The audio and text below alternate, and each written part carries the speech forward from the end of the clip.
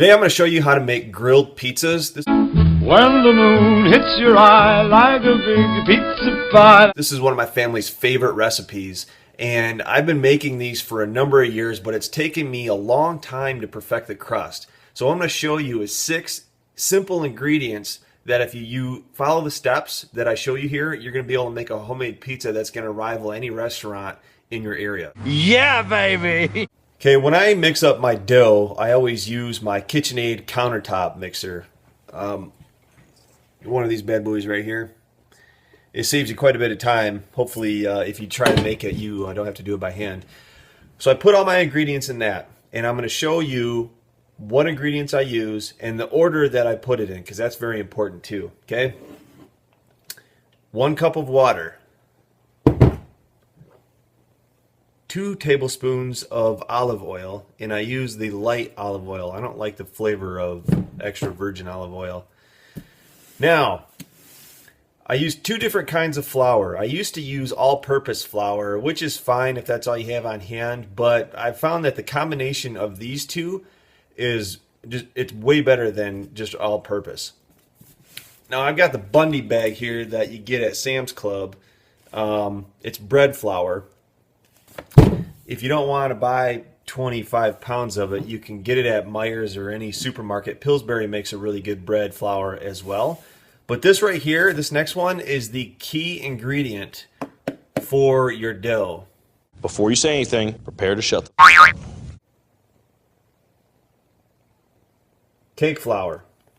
I don't know what it is, but the cake flour really is what, kind of put me over the top with making it consistently like this. So after you put in your oil, I use 1 cup of bread flour and 2 cups of the cake flour. And you might be thinking that it's going to be too dry, you might need to add more water, but for whatever reason this cake flour doesn't it takes more flour for water than it does regular. I don't know why. And the next, I use a pinch of salt and a teaspoon of yeast. And that's it. So what I do is I put it in my mixer. Dial 1-900 mix a lot. And I let it go for about 10 to 15 minutes to really work in all the flour and all the stuff that's in there and knead it, so I don't have to do it by hand. And then I pull it out and then I sit on the counter till it about doubles in size.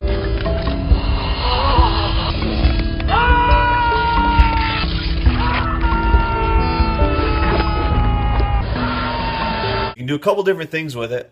After you're done, you can take it out, wrap it up, throw it in your freezer to use at another time.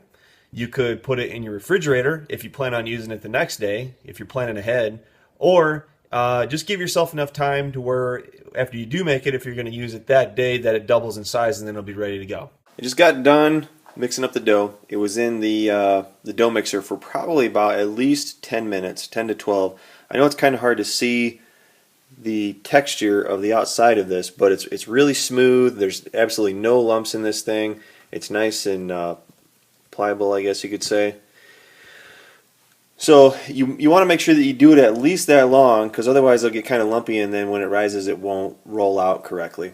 I actually forgot to mention one more step. What I like to do when I'm letting it rise, I spray it with a little bit of Pam, and then I take some saran wrap and then put it over the top of it, because if you don't, sometimes that outer layer of the dough starts to dry out and gets kind of crusty before you even get a chance to roll it out.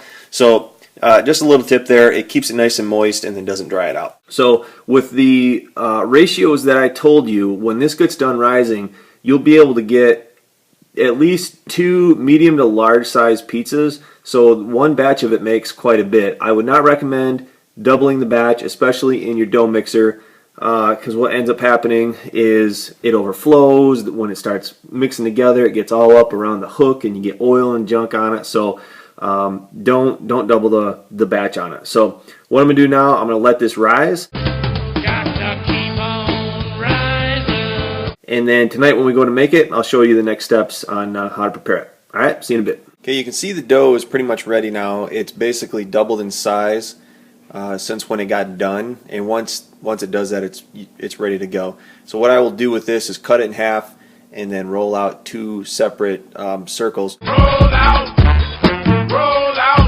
Here are a few other things that you're going to need. to make it nice and crispy. This right here is my pizza stone. This is a pretty heavy duty one that is able to withstand really high temperatures. If you have like Pampered Chef ones, those things are pieces of junk. At least for really high temperatures anyway. If you do it in your oven at a lower temperature like 350, maybe even 400, it probably could withstand it. But what I'm going to do, here's right here, this is my pizza flipper, and if you don't have one of those, a cookie sheet will work just as well. And what I'm going to do is take some cornmeal. I'm going to spread it out on my flipper. I'm going to take my dough and then put it on top of that and then put all my toppings on.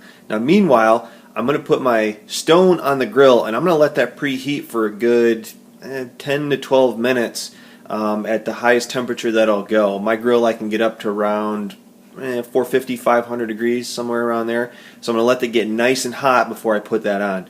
So once it's preheated, I'll go throw the pizza on the stone and I'll show you what it looks like here in just a little bit. Alright, this bad boy's been preheating for about 10 to 15 minutes. I got my grill up to around 450. Here you can see the pie pre-made on my flipper. So I'm going to throw it on the stone here in just a second.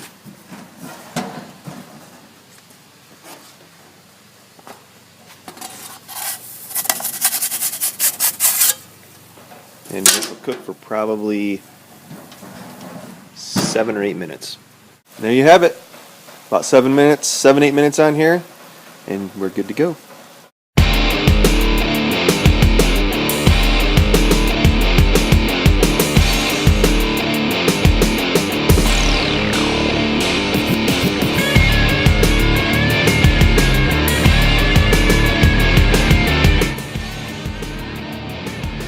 Okay, USA,